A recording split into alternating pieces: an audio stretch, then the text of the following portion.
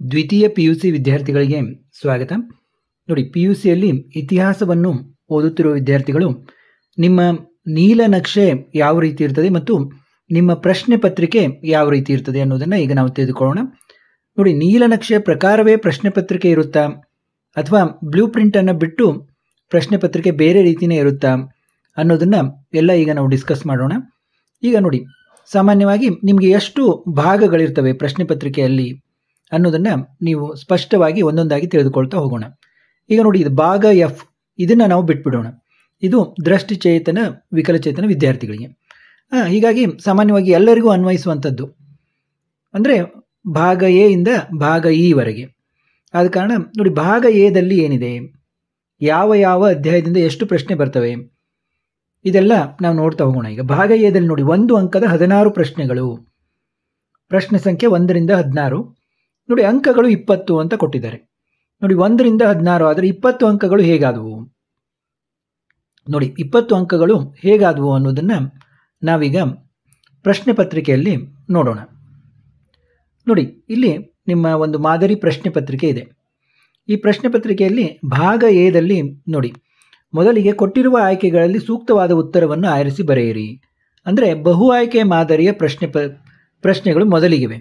ಇವು 5 ಪ್ರಶ್ನೆಗಳು, ಒಂದೊಂದಕ್ಕೆ 1 ಅಂಕ, ಅಂದರೆ ಒಟ್ಟು 5 ಅಂಕ ನಮಗಿಲ್ಲಿ ಕಂಡು ಬರ್ತಾ ಇದೆ. ಇನ್ನು ನೋಡಿ, 1 2 3 4 5 ಪ್ರಶ್ನೆಗಳಿವೆ. ಇನ್ನು ಮುಂದೆ ಏನಿದೆ, ಕೊಟ್ಟಿರುವ ಉತ್ತರಗಳಲ್ಲಿ ಸರಿಯಾದುದನ್ನು ಆರಿಸಿ ಬಿಟ್ಟ ಸ್ಥಳಗಳನ್ನು ಭರ್ತಿ ಮಾಡಿ. ನೋಡಿ, ಬಿಟ್ಟ ಸ್ಥಳಗಳನ್ನು ಭರ್ತಿ ಮಾಡಿ ಕೂಡ 5 ಇದ್ದಾವೆ. 6 ರಿಂದ 10ನೇ ಪ್ರಶ್ನೆ, ಇವಕ್ಕೂ ಕೂಡ 1 ಅಂಕ, 5 ಅಂಕ ಆಯಿತು. ಇಲ್ಲಿ ನಿಮ್ಗಾಗಲೇ ಇಲ್ಲಿ ನಿಮಗೆ ಯಾವುದನ್ನು ಆರಿಸಬೇಕು ಅನ್ನೋದನ್ನಷ್ಟೇ ಸರಿಯಾದದ್ದು ಅಂತ ನೀವು ವಿಚಾರ ಮಾಡಬೇಕು. ಇಲ್ಲಿ ಕೊಟ್ಬಿಟ್ಟಿರ್ತಾರೆ ಸುಲಭವಾಗಿ, ಇದು ತುಂಬ ಸುಲಭ. ಸ್ವಲ್ಪ ನೀವು ಓದ್ಕೊಂಡಿದ್ರೆ ಸುಲಭವಾಗಿ ನೀವು ಇಲ್ಲಿ ಗುರುತಿಸ್ಬೋದು. ಅಶ್ವಘೋಷ ರಚಿಸಿದ ಕೃತಿ ಯಾವುದಿರ್ಬೋದು ಅಂತ ನೀವು ಸುಲಭವಾಗಿ ಕಂಡುಹಿಡಿಬೋದು. ಇಲ್ಲಿ ಬುದ್ಧ ಚರಿತ, ಎಲಿಫಂಟಾದ ಪುರಾತನ ಹೆಸರು. ನೋಡಿ, ನೀವು ಜಾಸ್ತಿ ಓದಿರಲಿಲ್ಲ ಅಂದರೂ ಕೂಡ ನೀವು ಕಂಡುಹಿಡಿಬೋದು. ಗೌರವಪುರಿ, ಡ್ಯಾಶ್ನನ್ನು ಭಾರತದ ಗಿಣಿ ಎಂದು ಕರೆಯಲಾಗಿದೆ. ಡ್ಯಾಶ್ ರವರು ಮೈಸೂರು ರಾಜ್ಯದ ಪ್ರಥಮ ಮುಖ್ಯಮಂತ್ರಿಯಾಗಿದ್ದರು. ನೋಡಿ, KC ರೆಡ್ಡಿ. ರಕ್ಷಿಸು ಕರ್ನಾಟಕ ದೇವಿ ಗೀತೆಯನ್ನು ರಚಿಸಿದವರು. ನೋಡಿ, ಶಾಂತ ಕವಿ. ನೋಡಿ, ನಾನೇನು ಜಾಸ್ತಿ ಓದಿಲ್ಲ ಈ ಹಿಸ್ಟ್ರಿ ಬಗ್ಗೆ, ಆದರೂ ಕೂಡ ಈಗ ನಾನು ಕಂಡುಹಿಡಿಬೋದು. ಈ ರೀತಿ ಈ ಒಂದು ಬಿಟ್ಟ ಸ್ಥಳಗಳನ್ನು ಸರಿಯಾಗಿ ನೀವು ಇಲ್ಲಿ ಕೊಟ್ಟಿರ್ತಾರೆ, ಯಾವುದಕ್ಕೆ ಹೋಲಿಕೆ ಆಗ್ತದೆ ಅಂತ ನೋಡಿ ನೀವು ಕಂಡುಹಿಡಿಬೋದು. ಇನ್ನು ಕೆಳಗಿನವುಗಳನ್ನು ಹೊಂದಿಸಿ ಬರೆಯಿರಿ. ಇದು ಕೂಡ ತೀರಾ ಏನು ಕಷ್ಟದ್ದಲ್ಲ. ಇಲ್ಲಿ ನಮಗೆ ಮೊದಲನೇ ಭಾಗದಲ್ಲಿ 1 ರಿಂದ 16 ಪ್ರಶ್ನೆಗಳಲ್ಲಿ 20 ಅಂಕ ಹೇಗಾಯಿತು ಅನ್ನೋದು ಇಲ್ಲಿ ನಮ್ಗೆ ಗೊತ್ತಾಗ್ತದೆ. ಇಲ್ಲಿ ಹೊಂದಿಸಿ ಬರೆಯಿರಿ ಅನ್ನೋ ಒಂದು 11ನೇ ಪ್ರಶ್ನೆಯಲ್ಲೇ ನಮಗೆ 5 ಅಂಕಗಳು ಬಂದ್ಬಿಡ್ತವೆ. ಅಂದರೆ ಒಂದೊಂದು ಸರಿಯಾಗಿ ಬರೆದ್ರೆ 1 ಅಂಕ ಇರ್ತದೆ ಇಲ್ಲಿ ಹೊಂದಿಸಿ ಬರೆಯೋದ್ರಲ್ಲಿ. ಆದ ಕಾರಣ ಈಗ ಗುರು ನಾನಕ್, ಸಿಖ್ ಧರ್ಮ ಸ್ಥಾಪಕ, ಇದನ್ನೊಂದು ಬರೆದ್ಬಿಟ್ರೆ ನಿಮಗೆ 1 ಅಂಕ. ಆಲೂರು ವೆಂಕಟರಾವ್, ಕರ್ನಾಟಕ ಗತವೈಭವ, 2 ಅಂಕ. ಈಗ ನೋಡಿ, ನನಗೆ ತುಂಬ ಸುಲಭವಾಗಿದ್ದು 2 ಗೊತ್ತಾಯಿತು ಅಂತ ತಿಳ್ಕೊಳ್ಳಿ, ನನಗೆ 2 ಅಂಕ ಗೊತ್ತಾಗ್ತದೆ. ಇನ್ನು ಇಲ್ಲಿ ಏನೋ ನೀವು ಹೊಂದಿಸೋದ್ರಲ್ಲಿ ತಪ್ಪು ಮಾಡಿಬಿಟ್ರೆ ಈ ಅಂಕ ಹೋಗ್ಬಿಡ್ತವೆ. ಆದ ಕಾರಣ ನೀವು ಸ್ವಲ್ಪ ಓದ್ಕೊಂಡ್ರೂ ಕೂಡ ಆರಾಮಾಗಿ ನೀವು ಬರೀಬೋದು. ನೋಡಿ, 2ನೇ ಇಬ್ರಾಹಿಂ ಆದಿಲ್ ಶಾ, ಜಗದ್ಗುರು ಬಾದ್ಶಾ. ನೋಡಿ, ತುಂಬ ಸುಲಭವಾಗಿದೆ. ನಾನು ಯಾವಾಗ ಓದಿದ್ದು, ಈಗೂ ಕೂಡ ಸುಲಭವಾಗಿ ಗೊತ್ತಾಗ್ತದೆ. ಹೀಗೆ ಈ ಕೆಳಗಿನವನ್ನು ಹೊಂದಿಸಿ ಬರೆಯಿರಿ ಅನ್ನೋ 11ನೇ ಪ್ರಶ್ನೆಯಲ್ಲಿ ನಮಗೆ 5 ಅಂಕಗಳು ಬಂದ್ಬಿಟ್ಟು. ಇನ್ನು ಕೆಳಗಿನ ಪ್ರಶ್ನೆಗಳಿಗೆ ಪ್ರತಿಯೊಂದಕ್ಕೂ 1 ಪದ ಅಥವಾ 1 ವಾಕ್ಯದಲ್ಲಿ ಉತ್ತರಿಸಿರಿ. ನೋಡಿ, 1 ಪದ ಅಥವಾ ವಾಕ್ಯದಲ್ಲಿ ಉತ್ತರಿಸುವಂಥ ಪ್ರಶ್ನೆಗಳು ಇವು ನಮಗೆ 12 ರಿಂದ ಬರ್ತವೆ. ನೋಡಿ, 12 ರಿಂದ 16 ಪ್ರಶ್ನೆ, ಇಲ್ಲಿ 5. ಅಂದರೆ ಈ 16 ಪ್ರಶ್ನೆಯಲ್ಲೇ ನಮಗೆ 20 ಅಂಕಗಳು ಆಗಿಬಿಟ್ಟು. ಈಗ ನಿಮ್ಗೆ ಗೊತ್ತಾಯಿತು, ಹೊಂದಿಸಿ ಬರೆಯಿರಿ ಅಲ್ಲಿ ಒಂದೇ ಒಂದು 11ನೇ ಪ್ರಶ್ನೆಗೆ 5 ಅಂಕ ಇರುತ್ತೆ. ಆದ ಕಾರಣ ಇಲ್ಲಿ ಎ ಭಾಗದಲ್ಲಿ 20 ಪ್ರಶ್ನೆಗಳು ಬಂದಂಗಾಯಿತು. ಅಂದರೆ ಬ್ಲೂ ಪ್ರಿಂಟ್ ಪ್ರಕಾರನೇ ಈ ಪ್ರಶ್ನೆ ಪತ್ರಿಕೆ ಇದೆ, ಭಾಗ ಎ ಅನ್ನೋದು. ಇನ್ನು ನಾವು ಭಾಗ ಬಿ ಅನ್ನು ಚೆಕ್ ಮಾಡೋಣ. ನೋಡಿ, ಭಾಗ ಬಿ ಯಲ್ಲಿ 2 ಅಂಕದ 13 ಪ್ರಶ್ನೆಗಳು, 2 ಅಂಕದ 13 ಪ್ರಶ್ನೆಗಳು, 17 ರಿಂದ 29 ಪ್ರಶ್ನೆಗಳಿವೆ. ಅದರಲ್ಲಿ ನೀವು 8 ಬರೀಬೇಕು. ನೋಡಿ, ಪ್ರಶ್ನೆ ಪತ್ರಿಕೆಯಲ್ಲೂ ಇದೇ ರೀತಿ ಇದೆಯಾ ಅಂತ ನಾವು ನೋಡೋಣ. ನೋಡಿ, ಭಾಗ ಬಿ ಯಲ್ಲಿ ಇಲ್ಲಿ ಕೊಟ್ಟಿದ್ದಾರೆ, ಕೆಳಗಿನ ಯಾವುದಾದರೂ 8 ಪ್ರಶ್ನೆಗಳಿಗೆ ಪ್ರತಿಯೊಂದಕ್ಕೂ 2 ಪದ ಅಥವಾ 2 ವಾಕ್ಯಗಳಲ್ಲಿ ಉತ್ತರಿಸಿರಿ ಅಂತ. ಇಲ್ಲಿ 13 ಪ್ರಶ್ನೆಗಳಿವೆ. ಅದರಲ್ಲಿ ನೀವು ಉತ್ತರಿಸಬೇಕಾದದ್ದು 8 ಪ್ರಶ್ನೆ. ಒಂದೊಂದು ಪ್ರಶ್ನೆಗೆ 2 ಅಂಕ, 16 ಅಂಕ ನಿಮಗೆ ದೊರೆಯುತ್ತದೆ. ಇಲ್ಲಿ ಒಟ್ಟು 13 ಪ್ರಶ್ನೆಗಳಿವೆ ನೋಡಿ. 17ರಿಂದ 29 ಹೀಗೆ 13 ಪ್ರಶ್ನೆಗಳನ್ನು ಇಲ್ಲಿ ನೀಡಿದ್ದಾರೆ. ಅಂದಮೇಲೆ ಇದು ಕೂಡ ಬ್ಲೂ ಪ್ರಿಂಟ್ ಪ್ರಕಾರ ಪ್ರಶ್ನೆಯ ಅಂಕಗಳು ಇವೆ. ಇನ್ನು ನಾವು ಮೂರನೇದ್ದು ಭಾಗ ಸಿಯಲ್ಲಿ 5 ಅಂಕದ 4 ಪ್ರಶ್ನೆಗಳು. 5 ಅಂಕದ 4 ಪ್ರಶ್ನೆಗಳು 30ರಿಂದ 33. ಇಲ್ಲಿ ಏನಾಗಿದೆ ನೋಡಿ, ಒಟ್ಟು ಪ್ರಶ್ನೆಗಳು 4 ಪ್ರಶ್ನೆ ಇದ್ದರೆ ಅದರಲ್ಲಿ ನಾವು 2 ಬರೀಬೇಕು. 4 ಪ್ರಶ್ನೆಯಲ್ಲಿ 2 ಬರೀಬೇಕು ಅಂದರೆ ನಮಗೆ 10 ಅಂಕ ಬೇಕು. ಇದನ್ನು ಭಾಗ ಸಿಯನ್ನು ಕೂಡ ನೋಡೋಣ. ನೋಡಿ, ಭಾಗ ಸಿಯಲ್ಲಿ ಕೊಟ್ಟಿದ್ದಾರೆ, ಕೆಳಗಿನ ಯಾವುದಾದರೂ 2 ಪ್ರಶ್ನೆಗಳಿಗೆ 15ರಿಂದ 20 ವಾಕ್ಯಗಳಲ್ಲಿ ಉತ್ತರಿಸಿ. ನೋಡಿ, 15ರಿಂದ 20 ವಾಕ್ಯಗಳಲ್ಲಿ ಬರೀಬೇಕು ನೀವು ದೀರ್ಘವಾಗಿ. ಇಲ್ಲಿ 4 ಕೊಟ್ಟಿದ್ದಾರೆ. ಚೋಳರ ಗ್ರಾಮಾಡಳಿತ, ಶಿವಾಜಿಯ ದಿಗ್ವಿಜಯ, ಸ್ವಾಮಿ ವಿವೇಕಾನಂದ, ರಾಷ್ಟ್ರೀಯ ಉದಯಕ್ಕೆ ಕಾರಣ, ಹೀಗೆ 4 ಕೊಟ್ಟಿದ್ದಾರೆ. ಅದರಲ್ಲಿ ನೀವು 2 ಬರೆದರೆ ಸಾಕು. ಒಂದೊಂದಕ್ಕೆ 5 ಅಂಕ ಇದೆ, ನಿಮಗೆ 10 ಅಂಕ ನೀವು ತೆಗಿಬೇಕು. 10 ಅಂಕವನ್ನು ಆರಾಮಾಗಿ ನೀವು ತೆಗಿಬೋದು. ಇದು ಕೂಡ ಬ್ಲೂ ಪ್ರಿಂಟ್ ಪ್ರಕಾರ ಇದೆ. ಇನ್ನು ಭಾಗ ಡಿ ನೋಡೋಣ. ಭಾಗ ಡಿಯಲ್ಲಿ 10 ಅಂಕದ 4 ಪ್ರಶ್ನೆಗಳು. ನೋಡಿ, 10 ಅಂಕದ 4 ಪ್ರಶ್ನೆಗಳು ಅಂತ ಕೊಟ್ಟಿದ್ದಾರೆ. ಅದರಲ್ಲಿ 2 ಬರಿಬೇಕು ನೀವು. ನಮಗೆ 20 ಅಂಕ ಮಾತ್ರ ಬೇಕಲ್ಲಿ. 40 ಅಂಕದಲ್ಲಿ 20 ಅಂಕ ಅಂದರೆ 4ರಲ್ಲಿ 2 ಬರಿಬೇಕು. ಅದನ್ನು ಕೂಡ ನೋಡ್ಬರೋಣ. ಭಾಗ ಡಿ ಯಾವ ರೀತಿ ಇದೆ ನೋಡಿ. ಭಾಗ ಡಿ ಅಲ್ಲಿ ಕೂಡ ನೋಡಿ 10 ಅಂಕದ ಪ್ರಶ್ನೆಗಳಿವೆ. ಕೆಳಗಿನ ಯಾವುದಾದರೂ 2 ಪ್ರಶ್ನೆಗಳಿಗೆ 30ರಿಂದ 40 ವಾಕ್ಯಗಳಲ್ಲಿ ಉತ್ತರಿಸಿ. ನೋಡಿ, ಸ್ವಲ್ಪ ದೀರ್ಘವಾಗಿ ಬರೀಬೇಕಾಗ್ತದೆ ನೀವು. ಬುದ್ಧನ ಜೀವನ ಮತ್ತು ಬೋಧನೆ, ಗುಪ್ತರ ಕಾಲವನ್ನು ಭಾರತದಲ್ಲಿ ಇತಿಹಾಸದಲ್ಲಿ ಸುವರ್ಣಯುಗ ಎಂದು ಏಕೆ ಕರೀತಾರೆ, ವಿಜಯನಗರ ಕಾಲದ ಧರ್ಮ ಸಾಹಿತ್ಯ, ಕಲೆ, ವಾಸ್ತುಶಿಲ್ಪ, ಸರ್ ಎಂ ವಿಶ್ವೇಶ್ವರಯ್ಯ, ಆಧುನಿಕ ಮೈಸೂರು ನಿರ್ಮಾತೃ. ನೋಡಿ, ಇಲ್ಲಿ ಒಂದೊಂದಕ್ಕೆ 10 ಅಂಕ ಇದೆ. 2 ಪ್ರಶ್ನೆಗೆ ಉತ್ತರ ಬರೆದರೆ 20 ಅಂಕ ದೊರೀತದೆ. ಇಲ್ಲೂ ಕೂಡ ನಿಮಗೆ ಅರ್ಧಕ್ಕರ್ಧ ಚಾಯ್ಸ್ ಇದೆ. ಇಲ್ಲೂ ಅರ್ಧಕ್ಕರ್ಧ ಚಾಯ್ಸ್ ಇದೆ, ಇಲ್ಲೂ ಅರ್ಧಕ್ಕರ್ಧ ಚಾಯ್ಸ್ ಇದೆ. ಇದು ಕೂಡ ನಮಗೆ ಇದರ ಪ್ರಕಾರನೇ ಇದೆ. ಇನ್ನು ಕೊನೆಯದಾಗಿ ನಾವು ಭಾಗ ಇ ನೋಡ್ತಾ ಇದ್ದೀವಿ. ಭಾಗ ಇ ಅಲ್ಲಿ ನೋಡಿ, ಇಲ್ಲಿ 4 ಅಂಕದ ಕಾಲಾನುಕ್ರಮದ ಪ್ರಶ್ನೆಗಳು. ನೋಡಿ, ಒಂದೊಂದಕ್ಕೆ 1 ಅಂಕ. ಇಲ್ಲಿ ಒಂದಕ್ಕೊಂದು ಬರಿಬೇಕು. ಅದನ್ನು ಒಂದೇ ಅಂತ ಹಿಡಿದಿರ್ತೀವಿ ನಾವು, ಒಂದಕ್ಕೊಂದೇ ಬರಿಬೇಕು. ಇನ್ನು 10 ಅಂಕದ 1 ಪ್ರಶ್ನೆ ಯಾವ ರೀತಿ ಇದೆ ಅಂತ ನೋಡೋಣ. 39 ಅಲ್ಲಿ ಇಲ್ಲಿ ಒಂದಕ್ಕೊಂದು ಬರಿಬೇಕು. ಈಗ ಇ ಅನ್ನು ನಾವು ಚೆಕ್ ಮಾಡ್ಕೊಂಡು ಬರೋಣ. ನೋಡಿ, ಭಾಗ ಇದಲ್ಲಿ ಕೆಳಗಿನ ಘಟನೆಗಳನ್ನು ಕಾಲಾನುಕ್ರಮದಲ್ಲಿ ಬರೆಯಿರಿ. ನೋಡಿ, ಕಾಲಾನುಕ್ರಮದಲ್ಲಿ ಬರೆಯೋದು.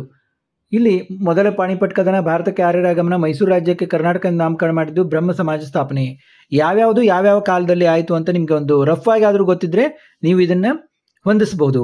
ಇಲ್ಲಿ ಕಾಲಾನುಕ್ರಮದಲ್ಲಿ ಬರೆದರೆ ನೋಡಿ ನಿಮಗೆ 4 ಅಂಕ ದೊರೀತವೆ. ಎಲ್ಲವನ್ನು ಕರೆಕ್ಟಾಗಿ ಹೊಂದಿಸಿದರೆ ನಿಮಗೆ 4 ಅಂಕ ದೊರೀತವೆ. ಒಂದು ವೇಳೆ 2 ಕರೆಕ್ಟ್ ಆದರೆ 2 ಅಂಕ, 3 ಕರೆಕ್ಟ್ ಆದರೆ 3 ಅಂಕ. ಈ ರೀತಿ ಸಮಾನವಾಗಿ ನೀವು ಹೊಂದಿಸಿದರೆ ಎಲ್ಲ ಸರಿಯಾಗಿ ನಿಮಗೆ ಅಂಕಗಳು ದೊರೀತವೆ. ಅದಕ್ಕೆ ಕಾಲಾನುಕ್ರಮವನ್ನು ಓದ್ಕೋಬೇಕು. ಇನ್ನು ಸೂಚನೆಗಳನ್ನು ಕೆಳಗಿನ ಪ್ರಶ್ನೆಗಳನ್ನು ಉತ್ತರಿಸಿರಿ. ನೋಡಿ, ನಿಮಗೆ ಒದಗಿಸಿರುವ ಭಾರತದ ಭೂಪಟದಲ್ಲಿ ಕೆಳಗಿನ ಐತಿಹಾಸಿಕ ಸ್ಥಳಗಳನ್ನು ಗುರುತಿಸಿ. ಪ್ರತಿಯೊಂದು ಸ್ಥಳದ ಬಗ್ಗೆ ವಿವರಣೆ ಬರೆಯಿರಿ. ನೋಡಿ, ಐತಿಹಾಸಿಕ ಸ್ಥಳಗಳನ್ನು ಗುರುತಿಸುವುದು ಮತ್ತು ಅವುಗಳ ಬಗ್ಗೆ ವಿವರಣೆ ಬರೆಯುವುದು. ಒಂದೊಂದಕ್ಕೆ 2 ಅಂಕ. ಇಲ್ಲಿ ಎಷ್ಟಿದ್ದಾವೆ ನಮಗೆ? ಒಟ್ಟು 5 ಕೊಟ್ಟಿದ್ದಾರೆ. ನೋಡಿ, ABCDE ಅಂತ 5 ಕೊಟ್ಟಿದ್ದಾರೆ. ಒಂದು ವೇಳೆ ನೀವು ಒಂದೇ ಬರೆದರೆ 2 ಅಂಕ, 2 ಬರೆದರೆ 4 ಅಂಕ. ಈ ರೀತಿ ನೀವು 5ಅನ್ನು ಕೂಡ ಸರಿಯಾಗಿ ಬರೆದರೆ ನಿಮಗೆ 10 ಅಂಕಗಳು ದೊರೀತವೆ. ಇಲ್ಲಿ ಯಾವ್ಯಾವುದನ್ನು ಕೇಳ್ತಾರೆ ಅನ್ನೋದ್ರ ಕೂಡ ಆ ಒಂದು ಲಿಸ್ಟನ್ನು ಮುಂದಿನ ವಿಡಿಯೋದಲ್ಲಿ ನೋಡೋಣ. ಅವನ್ನೆಲ್ಲ ನೀವು ಪ್ರಿಪೇರ್ ಆದರೆ ಆರಾಮವಾಗಿ ನೀವು ಇವನ್ನು ಕೂಡ ತೆಗಿಬೋದು. ಈಗ ನಾವು ಬ್ಲೂ ಪ್ರಿಂಟ್ನಲ್ಲಿ ಯಾವ ಪಾಠಕ್ಕೆ ಎಷ್ಟೆಷ್ಟು ಅಂಕ, ಯಾವ ರೀತಿ ನೀವು ಚಾಯ್ಸ್ಗಳನ್ನು ಇದನ್ನು ಮಾಡ್ಕೋಬೋದು ಅಂತ ನಾವು ತಿಳ್ಕೋಣ. ಈಗ ನೋಡಿ, ಪೀಠಿಕೆಯಲ್ಲಿ 1 ಅಂಕದ ಪ್ರಶ್ನೆ ಇದೆ, 2 ಅಂಕದ ಪ್ರಶ್ನೆ ಇದೆ. ಅಂದರೆ ಇಲ್ಲಿ 2 ಅಂಕದ 1 ಪ್ರಶ್ನೆ ಇದೆ, 1 ಅಂಕದ 1 ಪ್ರಶ್ನೆ ಇದೆ. ಮುಂದೆ ಯಾವುದೇ ಪ್ರಶ್ನೆಗಳು ಇಲ್ಲ. ನೀವು ಪೀಠಿಕೆಯಲ್ಲಿ ಕೇವಲ ಸಣ್ಣ ಪ್ರಶ್ನೆಗಳನ್ನು ಮಾತ್ರ ನೀವು ಒತ್ತು ಕೊಡಬೇಕು. 1 ಅಂಕದ ಪ್ರಶ್ನೆ, 2 ಅಂಕದ ಪ್ರಶ್ನೆ. ಇನ್ನು ಶಿಲಾಯುಗ ಮತ್ತು ಲೋಹಯುಗ ಇಲ್ಲಿ ಯಾವುದೇ 1 ಅಂಕದ ಪ್ರಶ್ನೆ ಇಲ್ಲ ನೋಡಿ. ಆದರೆ 2 ಅಂಕದ ಒಂದೇ ಒಂದು ಪ್ರಶ್ನೆ ಇದೆ. ಇನ್ನು ಸಿಂಧೂ ನಾಗರಿಕತೆ, ಇಲ್ಲೂ ಕೂಡ 1 ಅಂಕದ 2 ಪ್ರಶ್ನೆ ಇವೆ ನೋಡಿ. ಪ್ರಾಚೀನ ಯುಗ 1 ಅಂಕದ ಪ್ರಶ್ನೆ ಮೊದಲು ನೋಡ್ಬಿಡೋಣ. ಸಿಂಧೂ ನಾಗರಿಕತೆ 1 ಅಂಕದ 2 ಪ್ರಶ್ನೆ, ಪ್ರಾಚೀನ ಯುಗದಲ್ಲಿ 1 ಅಂಕದ 4 ಪ್ರಶ್ನೆ, ಮಧ್ಯಕಾಲೀನ ಯುಗದಲ್ಲಿ ಕೂಡ 1 ಅಂಕದ 4 ಪ್ರಶ್ನೆ, ಮಧ್ಯಕಾಲೀನ ಭಾರತದ ಸಾಮಾಜಿಕ ಮತ್ತು ಧಾರ್ಮಿಕ ಸುಧಾರಣಾ ಚಳವಳಿ ಇಲ್ಲಿ ಕೂಡ 1 ಅಂಕದ 3 ಪ್ರಶ್ನೆ, ಆಧುನಿಕ ಯುಗ ಇಲ್ಲಿ 1 ಅಂಕದ 6 ಪ್ರಶ್ನೆ. ಆಮೇಲೆ ಇದು ಭೂಪಟ ಕಾರ್ಯ ಇದೆ. ಅದಂತೆ ನಿಮಗೆ ಈ ಭಾಗದಲ್ಲಿ ಬರುವಂಥ ಪ್ರಶ್ನೆಗೆ ಸಂಬಂಧಿಸಿದ್ದು. ಇಲ್ಲಿ ನಾವು ಗಮನಿಸಬೇಕಾದದ್ದಂದರೆ ಶಿಲಾಯುಗ ಮತ್ತು ಲೋಹಯುಗ ಇದನ್ನು ಬಿಟ್ಟರೆ ಉಳಿಕೆದ ಎಲ್ಲದರಲ್ಲೂ 1 ಅಂಕದ ಪ್ರಶ್ನೆಗಳನ್ನು ನೀವು ತಿಳಿತಾ ಹೋಗಬೇಕು. ಪೀಠಿಕೆ, ಸಿಂಧು ನಾಗರಿಕತೆ, ಪ್ರಾಚೀನ ಯುಗ, ಮಧ್ಯಕಾಲೀನ ಯುಗ, 6ನೇದು ಮತ್ತು 7ನೇದು ಇವೆಲ್ಲ ನೀವು 1 ಅಂಕದ ಪ್ರಶ್ನೆಗಳನ್ನು ಏನೇನು ಬರ್ತವೆ ಅಂತ ಎಲ್ಲ ಕರೆಕ್ಟಾಗಿ ನೀವು ನೋಡಿಕೊಂಡ್ರೆ ನಿಮ್ಗೆ ಅಂಕ ಮಿಸ್ ಆಗೋದಿಲ್ಲ. ಯಾಕಂದರೆ ಇಲ್ಲಿ ಯಾವುದೇ ಚಾಯ್ಸ್ ಇಲ್ಲ, ನೀವು 20ಕ್ಕೆ 20 ನೀವು ಬರೀಬೇಕು.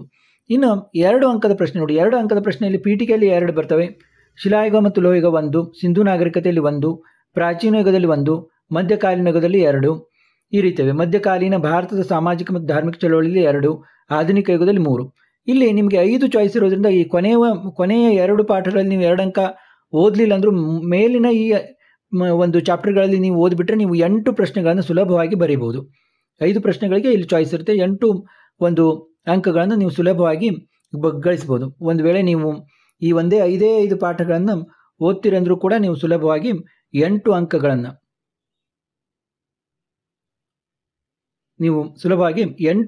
ಗಳಿಸ್ಬೋದು. ಯಾಕಂದರೆ 13 ಪ್ರಶ್ನೆಗಳಲ್ಲಿ 8 ಪ್ರಶ್ನೆಗೆ ಮಾತ್ರ ನಾವು ಉತ್ತರಿಸಬೇಕಾಗ್ತದೆ. 8 ಅಂಕ ಅಲ್ಲ, 16 ಅಂಕಗಳನ್ನು ನೀವು ಗಳಿಸ್ತೀರಿ. 8 ಪ್ರಶ್ನೆಗಳನ್ನು ನೀವು ಬರೀಬೇಕು. ಇನ್ನು 5 ಅಂಕದ 4 ಪ್ರಶ್ನೆ ನೋಡಿ, 5 ಅಂಕದ 4 ಪ್ರಶ್ನೆ ಏನು ಮಾಡಬೇಕು, ಅದರಲ್ಲಿ ನೀವು ಬರೀಬೇಕಾದದ್ದು 2. ಆದ ಕಾರಣ ನಿಮ್ಗೆ ಯಾವ್ದು ಸುಲಭ ಅನ್ನಿಸ್ತದೆ? ಪ್ರಾಚೀನ ಯುಗದಲ್ಲಿ 1 ಇದೆ, ಮಧ್ಯಕಾಲೀನ ಯುಗದಲ್ಲಿದೆ, ಆಧುನಿಕ ಯುಗದಲ್ಲಿ 2 ಇದೆ. ನಿಮಗೆ ಪ್ರಾಚೀನ ಯುಗ, ಮಧ್ಯಕಾಲೀನ ಯುಗ ಇವು ಟಫ್ ಅನಿಸಿದ್ರೆ ಇದನ್ನು ಬಿಟ್ಟು ಆಧುನಿಕ ಯುಗ ಪರ್ಫೆಕ್ಟ್ ಆಗಿಬಿಟ್ರೆ 5 ಅಂಕದ ಪ್ರಶ್ನೆ ಆರಾಮಾಗಿ ನೀವು 2 ಅಂಕ ಬರಿಬೋದು. ಒಂದು ವೇಳೆ ಇದು ಆಧುನಿಕ ಯುಗ ನನಗೆ ಸರಿಯಾಗಿ ಅನಿಸ್ತಾ ಇಲ್ಲ ಅಂದರೆ ಪ್ರಾಚೀನ ಯುಗ, ಮಧ್ಯಕಾಲೀನ ಯುಗ ನೀವು ಇದು ಮಾಡಿಬಿಟ್ರೂ ಕೂಡ 2 ಪ್ರಶ್ನೆಗಳನ್ನು ಬರಿಬೋದು. ಇನ್ನು ಇದೇ ರೀತಿ 10 ಅಂಕದ ಪ್ರಶ್ನೆ ನೋಡಿ, 2ರಲ್ಲಿ 4 ಬರೆಯೋದು. ಪ್ರಾಚೀನ ಯುಗದಲ್ಲಿ 2 ಇದೆ, ಮಧ್ಯಕಾಲೀನ ಯುಗದಲ್ಲಿ 1 ಕೇಳ್ತಾರೆ, ಮಧ್ಯಕಾಲೀನ ಭಾರತದ ಸಾಮಾಜಿಕ ಮತ್ತು ಧಾರ್ಮಿಕ ಚಳವಳಿಯಲ್ಲಿ 1 ಕೇಳ್ತಾರೆ. ಇಲ್ಲೂ ಕೂಡ ನೀವು ಪ್ರಾಚೀನ ಯುಗ ಪರ್ಫೆಕ್ಟ್ ಆಗಿಬಿಟ್ರೆ ಇಲ್ಲಿ ಆರಾಮಾಗಿ 10 ಅಂಕದ 2 ಪ್ರಶ್ನೆ ಬರೀಬೋದು. ನೋಡಿ, ಪ್ರಾಚೀನ ಯುಗ ಇಂಪಾರ್ಟೆಂಟ್ ಇದೆ, ಇದನ್ನು ಪರ್ಫೆಕ್ಟ್ ಆಗಿಬಿಟ್ರೆ ಇಲ್ಲಿ 10 ಅಂಕದ 4 ಪ್ರಶ್ನೆಗೂ ಬರೀಬೋದು, 5 ಅಂಕದ 1 ಪ್ರಶ್ನೆ ಕೂಡ ಬರೀಬೋದು. ಇನ್ನು ಮಧ್ಯಕಾಲೀನ ಯುಗದಲ್ಲೂ ಕೂಡ 1 ನೀವು ಪರ್ಫೆಕ್ಟ್ ಆಗಿ ಅಲ್ಲೂ ಕೂಡ ನಿಮ್ಗೆ 1 ಬರಲಿಕ್ಕೆ ಇದಿರ್ತದೆ. ಇವು ನೋಡ್ಕೊಂಡು ಪ್ರಾಚೀನ ಯುಗ, ಮಧ್ಯಕಾಲೀನ ಯುಗ ಇಷ್ಟು ಪರ್ಫೆಕ್ಟ್ ಆಗಿಬಿಟ್ರೆ ಇಲ್ಲಿ ಇಷ್ಟು ಇದನ್ನು ಮಾಡ್ಬೋದು. ಇವನ್ನ ಬೇಕಾದರೆ ನೀವು ಬಿಡ್ಬೋದು. ಮತ್ತು ಇಲ್ಲಿ 4 ಅಂಕದ ಕಾಲಾನುಕ್ರಮದ 1 ಪ್ರಶ್ನೆ. ಇಲ್ಲಿ ನೋಡಿ, ಕಾಲಾನುಕ್ರಮದ ಪ್ರಶ್ನೆಗಳನ್ನು ಯಾವ ಚಾಪ್ಟರ್ ಕುರಿತು ನೀವು ಓದ್ಕೋಬೇಕಂದ್ರೆ ಪ್ರಾಚೀನ ಯುಗ, ಮಧ್ಯಕಾಲೀನ ಯುಗ ಮತ್ತು ಆಧುನಿಕ ಯುಗ. ಇಲ್ಲಿ ನೀವು ಯಾವ ರೀತಿ ಕಾಲಾನುಕ್ರಮದ ಪ್ರಶ್ನೆಗಳು ಬರ್ತವೆ ಅಂತ ಈಗಾಗಲೇ ಸಾಕಷ್ಟು ವಿಡಿಯೋಗಳಿವೆ ಮತ್ತು ಮಟೀರಿಯಲ್ ಇದೆ. ನಾನು ಕೂಡ ನಿಮಗೆ ಮುಂದಿನ ವಿಡಿಯೋಗಳಲ್ಲಿ ತಿಳಿಸ್ತೀನಿ. ಅವಷ್ಟು ನೀವು ಸರಿಯಾಗಿ ಓದ್ಕೊಂಡ್ಬಿಟ್ರೆ ನೀವು ಕಾಲಾನುಕ್ರಮದ ಪ್ರಶ್ನೆಯನ್ನು ಸುಲಭವಾಗಿ ಬರೀಬೋದು. ಇನ್ನು 10 ಅಂಕದ ಪ್ರಶ್ನೆ ನೋಡಿ, 10 ಅಂಕದ ಪ್ರಶ್ನೆಗಳಲ್ಲಿ ಕೂಡ ಪ್ರಾಚೀನ ಯುಗ ಮತ್ತು ಮಧ್ಯಕಾಲೀನ ಯುಗ ಇವು ತುಂಬ ಇಂಪಾರ್ಟೆಂಟ್ ಚಾಪ್ಟರ್. ಪ್ರಾಚೀನ ಯುಗ ಮತ್ತು ಮಧ್ಯಕಾಲೀನ ಯುಗ ಇಲ್ಲಿ 10 ಅಂಕದ 1 ಪ್ರಶ್ನೆ ಅಂತ ಕೇಳಿದ್ದಾರೆ. ನಿಮಗೆಲ್ಲ ಗೊತ್ತಿದೆ, ಅದು ಭೂಪಟದಲ್ಲಿ ನಾವು ಕೊಟ್ಟಿರ್ತಾರೆ, 5ಕ್ಕೆ 5 ಬರೀಬೇಕಾಗ್ತದೆ ಇಲ್ಲಿ ಕಂಪಲ್ಸರಿಯಾಗಿ. ಇವೆಲ್ಲ ಕಂಪಲ್ಸರಿ ಆಗ್ತವೆ. ಆಧುನಿಕ ಯುಗದಲ್ಲಿ 2 ಕೇಳಿರ್ತಾರೆ, ಅದನ್ನು ನಾವು ಬರೀಬೇಕಾಗ್ತದೆ. ನಾವು ಪ್ರಶ್ನೆ ಪತ್ರಿಕೆಯನ್ನು ಇನ್ನೊಮ್ಮೆ ಬೇಕಾದರೆ ನೋಡಿ ಬರೋಣ. 39A ಯಾವ ರೀತಿ 10 ಅಂಕದ ಪ್ರಶ್ನೆಗಳು ಬಂದಿರ್ತವೆ ಅನ್ನೋದು.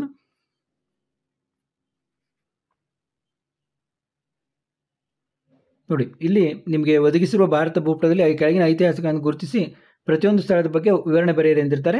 ಈ ರೀತಿ ನಿಮಗೆ ಐತಿಹಾಸಿಕ ಒಂದು ಸ್ಥಳಗಳ ಬಗ್ಗೆ ವಿವರಣೆಯನ್ನು ಬರೆದ್ರೆ ಒಂದೊಂದು ಸ್ಥಳದ ಬಗ್ಗೆ ವಿವರಣೆ ಬರೆದಾಗ 2 ಅಂಕಗಳು ದೊರೀತಾ ಹೋಗ್ತವೆ. ಮತ್ತು ಕಾಲಾನುಕ್ರಮದ್ದು ನಿಮ್ಗೆ ಗೊತ್ತಿರಬೇಕು. ಈ ಕೆಳಗಿನ ಘಟನೆಯನ್ನು ಕಾಲಾನುಕ್ರಮದಲ್ಲಿ ಬರೆಯಿರಿ ಅಂತ ಬರೆದ್ರೆ ನಿಮಗೆ 4 ಅಂಕ ದೊರೀತದೆ. ನೋಡಿ, ಈ ರೀತಿ ಈಗ ನಾವು ಬ್ಲೂ ಪ್ರಿಂಟನ್ನು ನೋಡಿದ್ವಿ. ಇಲ್ಲಿ ನಿಮಗೆ 80 ಅಂಕಗಳನ್ನು ನೀವು ಸುಲಭವಾಗಿ ಪಡಿಬಹುದು.